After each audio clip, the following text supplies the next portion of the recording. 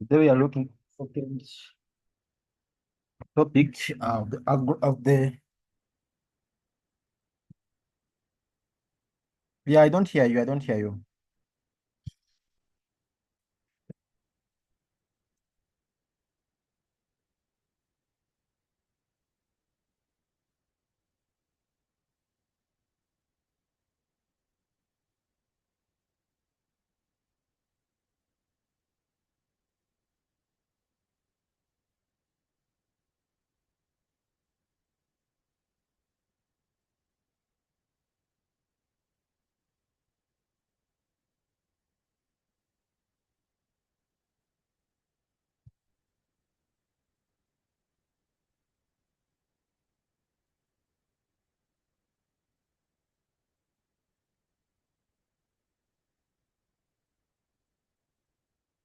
Okay, okay. Today we look at the second part or the second topic of the our session, which is the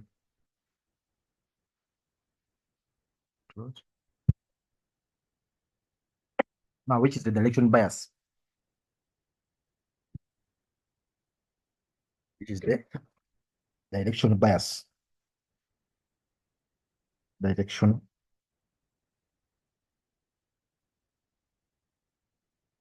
which is direction bias, which is direction bias. Okay. So this direction bias is mainly at the true trend of the market. Is the true trend of the market. Okay. So direction bias is a true is a true it's a true trend of the market.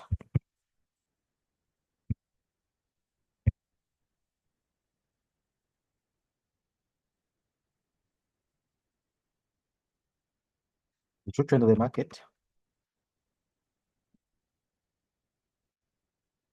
and it's found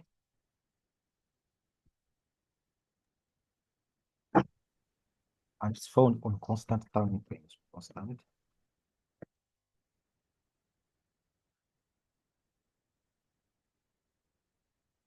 It's found on constant time frames.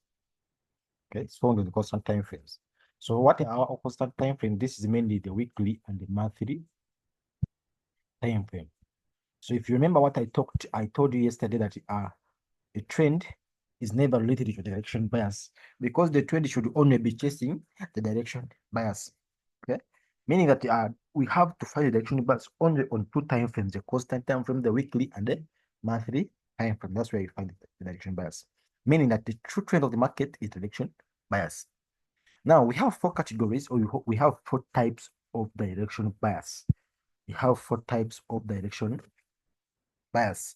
We have what we call the time-based direction bias, time-based direction bias, time-based. We have what we call the structure based direction bias. We have what we call the liquidity based, and we have what we call the geopolitical, geopolitical, geopolitical or fundamental or or fundamental or fundamental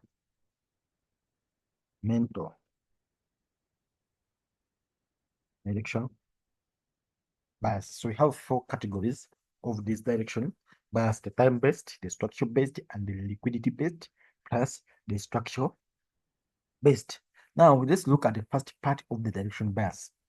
The first part of the direction bias is mainly the structure-based, the time-based.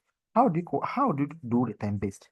The time-based, this is where we have now to sit down and use what we call time frame coordinations when you use the time-based coordination bars.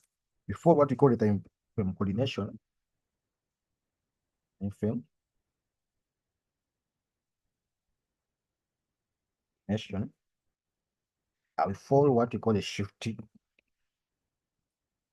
I will follow what we call a shift coordination when we are learning about this. When you're learning about this direction bars, mainly that and as and another one, we can also add something called the liquidity pools. Liquidity pools.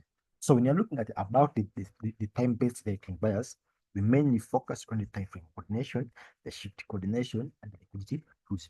The reason why it's called a time-based direction bias, because here we follow the coordinations of these time frames, their shift coordinations and liquidity pools.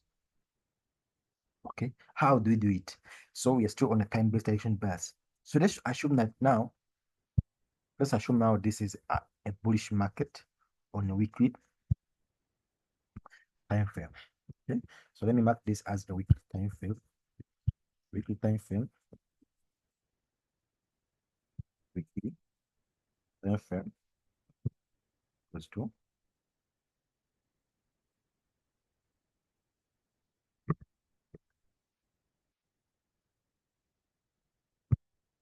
weekly time frame is 0, 0. Okay, so indicated with yellow, which is this. Okay, so let's assume now this is you happen to see price moving up, forming the high and low. So you happen to see price breaking structure, forming a break market structure, and leaves us with this weekly area of liquidity. Okay, leaves us with this weekly area of liquidity. Now we know that the price leaves us with this weekly area of liquidity. The first thing we have to put in our mind is that what is the direction bias of this market now? The direction bias of this market is a bullish market. This is where the market is trying to go. Okay, is bullish. Mean that on our weekly time frame, the market is bullish. So it means that to apply what you call the time-based direction bias, we have to follow what we call the time frame coordinations. It means that when I go down to the 4-hour, I'm going to find a shift point that is going to connect me to the weekly time frame. Because now this time frame, they communicate to each other based on shifty coordinations. Okay, so the only way for price to communicate, for these two time frames to communicate to each other or to coordinate to each other, by performing a shift in the time frame that coordinates with the weekly time frame. So now this is when you are going to know that now the 4-hour is also bullish after price performing a shifty point. How? So now sometimes we can use the previous price action, and we have now to observe the structure in here. Have now to observe the structure inside here. So now you see in the 4-hour, price will be forming lower highs and lower lows, lower highs, lower lows, lower highs, lower lows, lower highs, lower lows, lower highs, lower lows, lower highs, lower lows.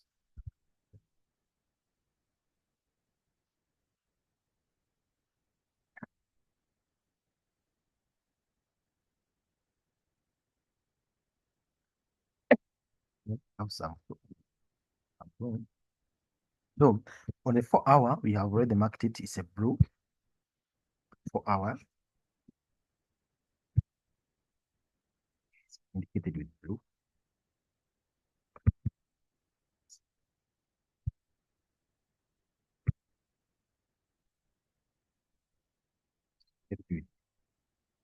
Blue, meaning that I'm going to observe the structure here on the 4-hour. So when I see the structure on the 4-hour, I see price performing highs and lows, highs and lows, highs and lows. So when I reach down to the 4-hour or to this leg and perform a shift point from this area, now I know that price has communicated to the 4, or now price has communicated to the weekly time frame. Okay, because of the shift point that happened here. So when price performs a shift point, now we know that price needs to come inside this area to consume the liquidity or to get the momentum to push it up. But It means that I should look at the liquidity consumption around these areas to know which one I'm going now to use, check the price, so that price can do what? Can continue buying. So sometimes the price tends to come deep lower to these areas of liquidity, sometimes these areas of liquidity, sometimes. Okay. Wait a bit.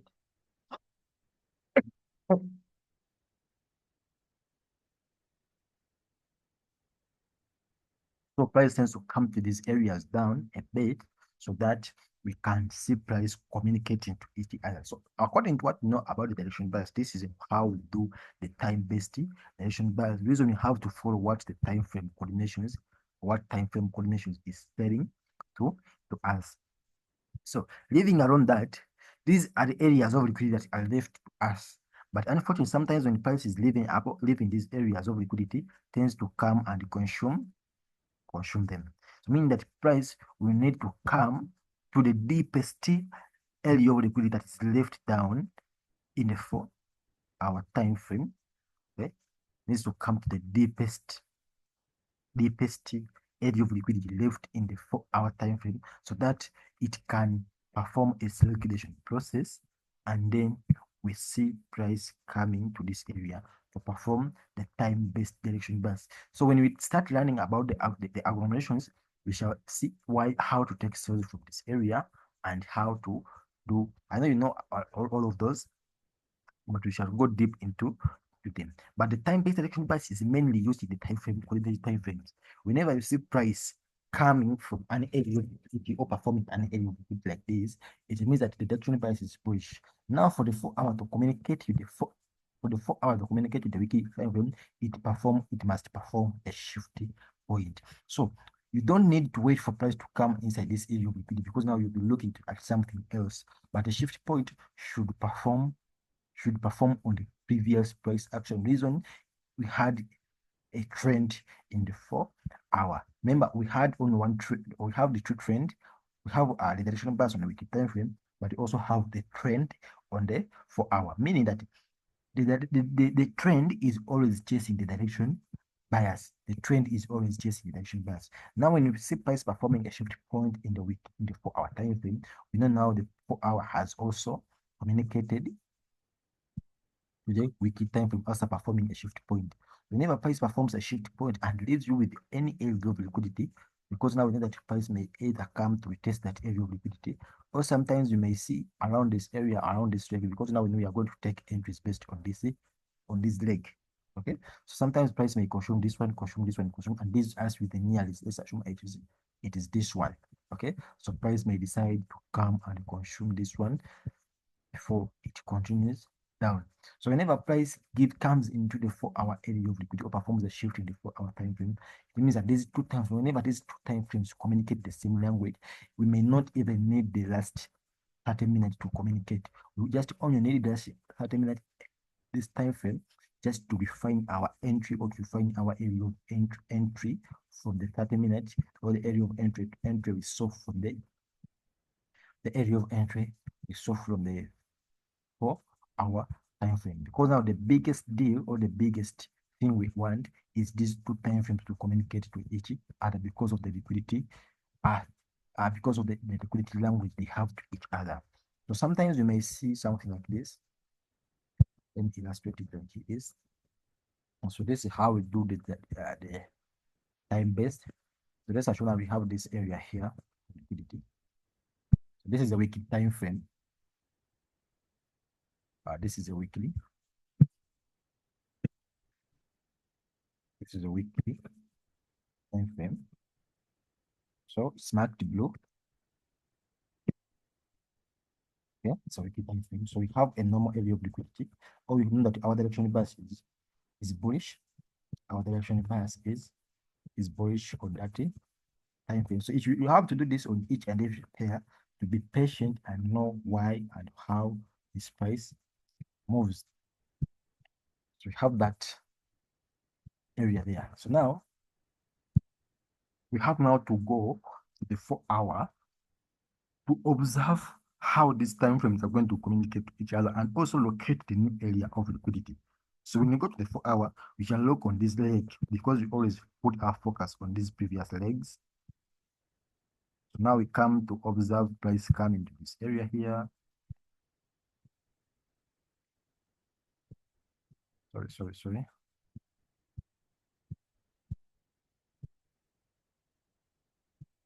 And now price is coming to this area here.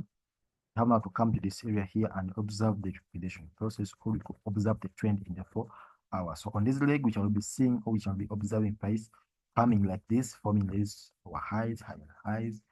Then price will perform a shift point on this leg. That's why I told you there's a difference between the directional bias and the trend of the market. So we may happen to see price performing a shift with an inside formation. Price moves, comes inside this area, performs a shift, moves on,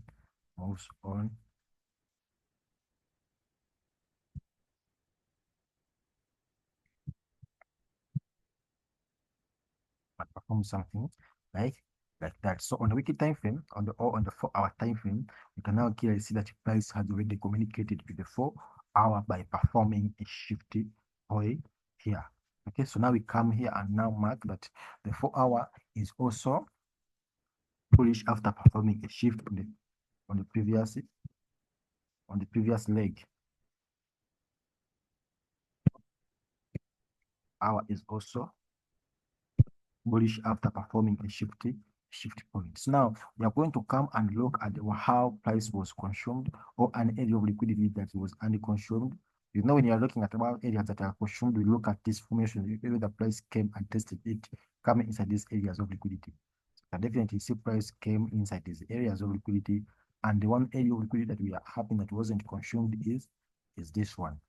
So now we mark this as our new area of liquidity. So we mark that as an area of liquidity, and now we have to wait for price to come inside this area and consume the liquidities before it continues up. Or if the price fails to come to that one, definitely have to choose this one because the price needs to consume the liquidities inside that area before it continues to perform its liquidation process. Meaning that we only need to get these two time frames speaking the same language, the weekly and the 4 hour. We need to see them speaking the same language by performing what we call a shift. Then the rest we can just follow. We can be patient and wait for price to also perform a shift point in the 30-minute, which is also tiresome. But you can also do it, wait for price to perform a shift point and leaves with an area of liquidity. Then you use that area of liquidity maybe to take an entry from the 5-minute. But more especially, it's better to observe how price perform the shift. Whenever price performs a shift from these areas, it means that there are high chances for price to return to that area for possible entry. Meaning that here we can see that we have a direction bias which is being chased by the trend, because now whenever price leaves this high, okay, so we need to see price come perform a shift point, look for unconsumed area of liquidity, and we have to take the entries from maybe the 4 hour or the 30-minute. Let's assume we take the entry from the 30-minute. To mean that the trend will be chasing what we call the direction bias, and this will be the target of this trade, because now the trend is fighting hard to chase the direction bias. Reason why this is called a trend, or this reason why we say that the trend is more different from the direction bias is because now we have a lot of trends even on this leg. It's because when I try now to go down to the 30-minute, I also mark the parent trends inside this one leg, inside this one leg, inside this one leg. Okay, inside that one leg.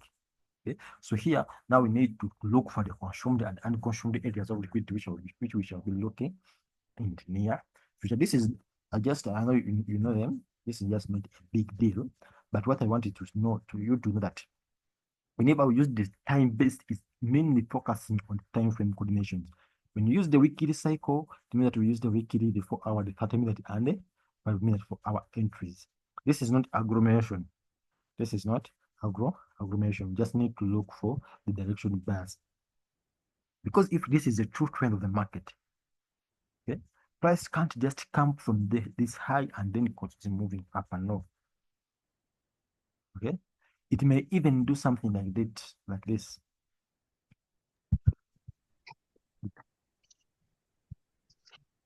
May even do something like this, or sometimes it may be like this. Let's assume now this is the weekly direction bias. Now we know that price is, we know now price is bullish. We know now price is bullish.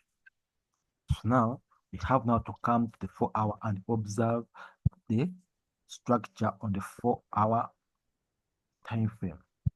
So price comes. I'm going to change that color later after drawing. Comes, comes, comes, comes, comes, comes, comes, comes, comes, comes,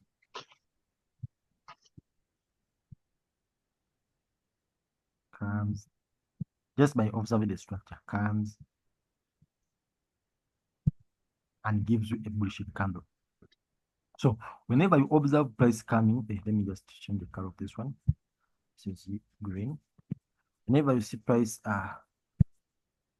moving like that, it means that it's forming what you call the directional bias. So whenever you observe a shift point down from the 4-hour time frame, which is the green, observe the shift point. Now you know that you mark this as your areas of liquidity. And here I see price liquidate that area of liquidity. Whenever price comes inside the area of liquidity, it means that it has been liquidated. Here you see price. Sometimes price comes inside this area with a week, with weeks. So whenever price leaves a week, that area, it means that price has tested it. Let's assume that price left with a week, like this, like this. So we look at the unconsumed area. We always look at where the shift, this area is made. This area was left alone, unconsumed, and sometimes you have now to mark this area down and wait for price to come inside this area of liquidity and then continue buying. This is the only way the 4-hour is going to communicate with the weekly time frame by by performing a shift and also leaves a fresh area of liquidity where this time frame where this price must come to a test before it continues moving up, because they need to speak the same language. It may also be like price can consume also this one and leaves out this one after or performs a pure bullish. The reason why price will perform a pure bullish is because we not have everything here is consumed. Okay, everything here may be consumed. Let's decide to perform a pure bullish, like I told you. Okay, remember it. So that's how we identify the time-based direction bias using the time frame coordination. And mainly use two cycles. Mainly use two cycles if you want to get something better. You have to use the monthly cycle, the weekly, and the weekly cycle, where we have to follow these time frame coordinations. Okay, we have now to follow the daily. To mean that when the shift point must happen from the daily time frame, and here the shift point must follow from the last come from the 4-hour. Here, when you go to the 1 hour, here you can go to the 30 minute. Only use to cycle. So anything below this, we are going just to use for refinement. Anything this 1 hour, anything below these time frames is going to be used for refinement. These are the time frames that we're going to use for refinement. We don't use this time frame to mark our structure. No, we don't use the 15-minute, 5-minute, 15-minute, 2-minute, and to mark our structure, because now there is a lot of confusion. There is a lot of confusion inside those lower time frames. Meaning that if we are to look at our direction pairs, we have now to use them the weekly and mark the structure. Always make sure that you have to confirm something like this structural confirmation. After confirming the structural confirmation, now you have now to go to the same leg, because now you have to confirm the direction bias from this leg, from the previous leg.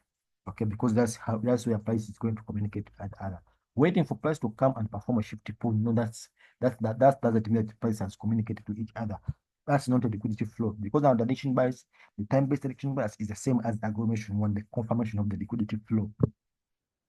Are you together? It is the confirmation of the liquidity through same kind of direction bias.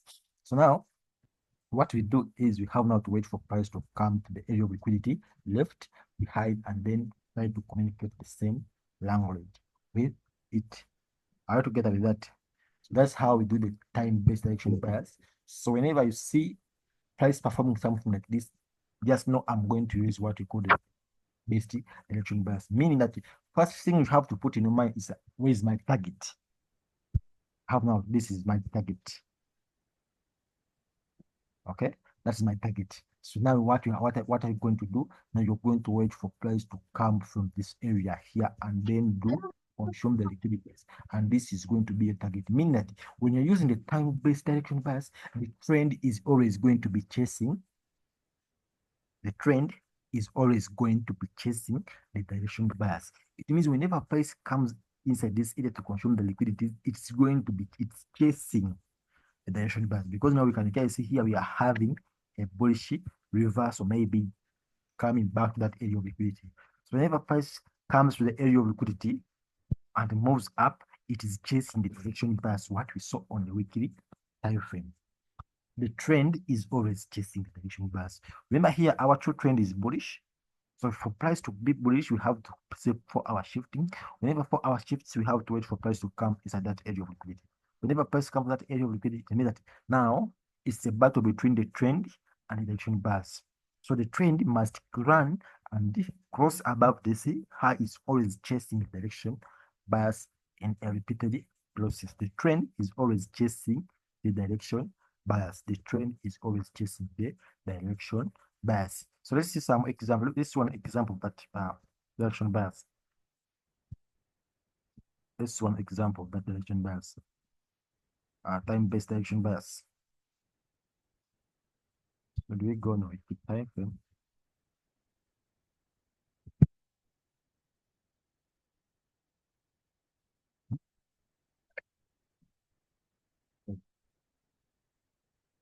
Having seen example. So now let's just cut here.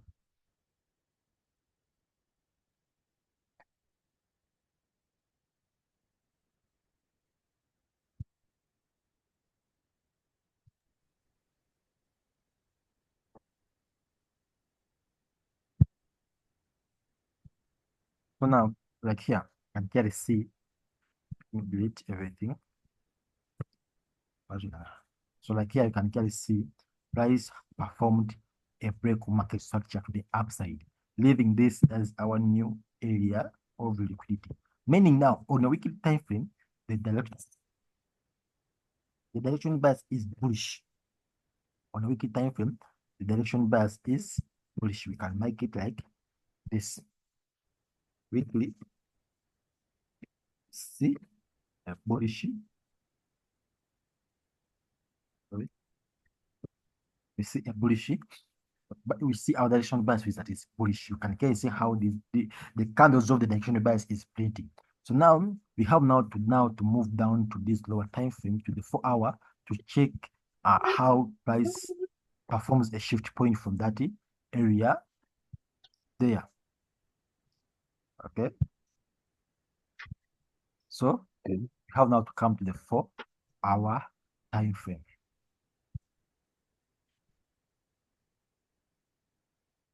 So from the 4-hour time frame, we have a shift point that happened here, which happened here. You can get, oh, sorry. So we have a shift point that performed. Yeah, so we have this area, it wasn't consumed, but also price performed something like this. You can clearly see how price performed these formations. So all of these formations, we are not, or we are not consuming. Now in that, now for price to continue going up, I'm having this flow. So now we know,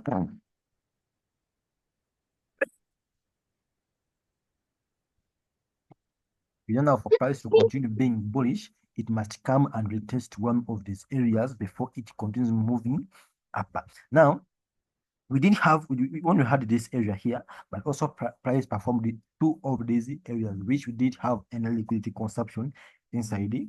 It means that for me, I would expect price to come around this area to consume the liquidities. Whenever price comes around this area, because we can get this price, try to consume this, try to consume everything around this area. The price will come definitely to either tackle this or tackle This is because we didn't have much liquidity consumption from this area. So we never see price performing a shift from the 4-hour, meaning that price has communicated today because we had this bullish move here, okay, and the bearish move, then that's where price performed a shift point.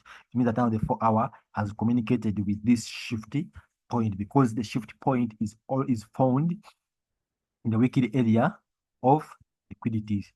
Okay, so sometimes price may trigger the inside formation or trigger the outside formation. For this case, according to this bullish momentum that we are left here, and price performed an outside formation, meaning that price may perform or may activate the outside formation and then continue becoming bullish. Remember, on the weekly time frame, we saw only bullish candles. But when we come down to the 4-hour, we see a lot of trend. We see the upper one, the lower one, you see the upper one, the lower one, so there is a lot of confusion. Meaning that the weekly time frame is our direction bias, and it's meaning that the price is bullish. We don't have any trend. If you can get this, we don't have any trend from the weekly time frame. We only having bullish. Sorry, I'm a bit dirty, disorganized.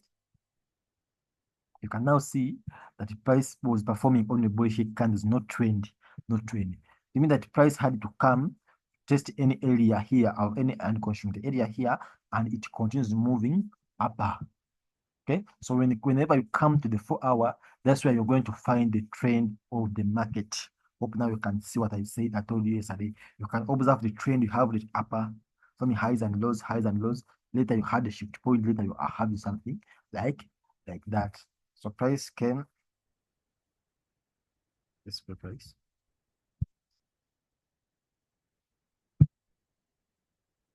Sorry, network.